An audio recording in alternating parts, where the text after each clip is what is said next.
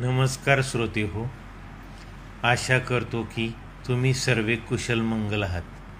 आज 28 सप्टेंबर म्हणजेच इंदिरा एकादशीचा दिवस.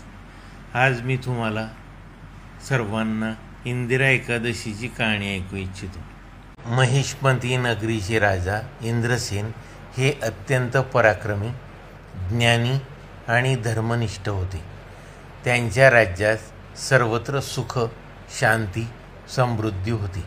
एके दिवशी राजा इंद्रसेन आपल्या सभेत बसले असताना आकाशातून नारद मुनी त्यांच्याकडे आले. नारद मुनींनी आगमन पाहून त्यांचे आदरपूर्वक स्वागत करतो आणि त्यांच्या येण्याचे कारण विचारतो. नारद मुनी म्हणतात, हे राजन, मी यमलोकात गेलो होतो. तिथे मला तुझ्या पिताश्रीचे दर्शन झाले. ते मोठ्या यातनांमध्ये आहेत, कारण त्यांना पितृलोकात स्थान मिळाले नाही. त्यांनी मला सांगितले की मी पृथ्वी तलावर राजा इंद्रसेनचा पिता आहे.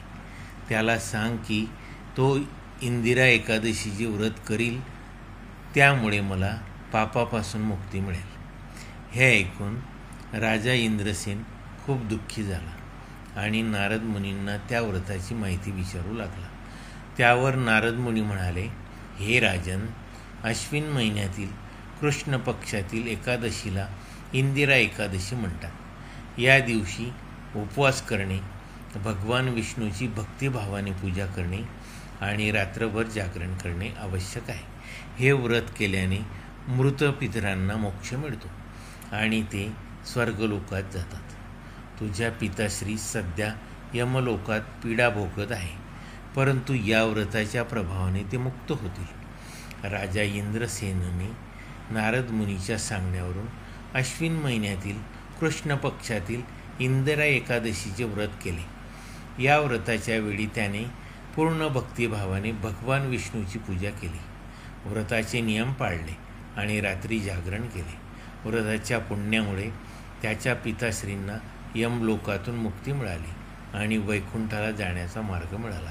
या प्रसंगानंतर राजा इंद्रसेन अधिक भक्तिमय झाला आणि त्याने आपल्या राज्यात सर्वांना इंदिरा एकादशीचे महत्त्व पटवून सांगितले. यामुळे त्याच्या राज्यात लोक अधिक धर्मनिष्ठ बनले आणि पितरांच्या उद्धारासाठी इंदिरा एकादशीचे व्रत करू लागले.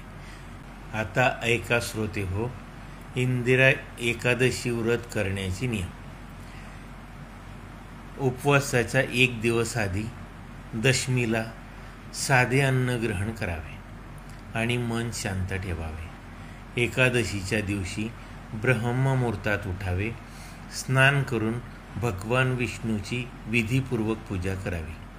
दिवसभर निर्जळी उपवास ठेवावा किंवा फळाहार घ्यावा आणि सतत विष्णूच्या नामस्मरणात मग्न राहावे. रात्री जागरण करून भगवान विष्णूची आराधना करावी.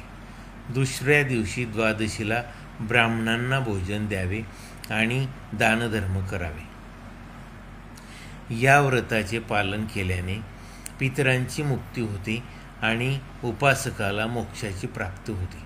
माझी ही कहाणी शांतपूर्वक ऐकल्याबद्दल धन्यवाद आणि माझ्या यूट्यूब चॅनलला सबस्क्राईब करायला विसरू नका. लवकरच भेटूया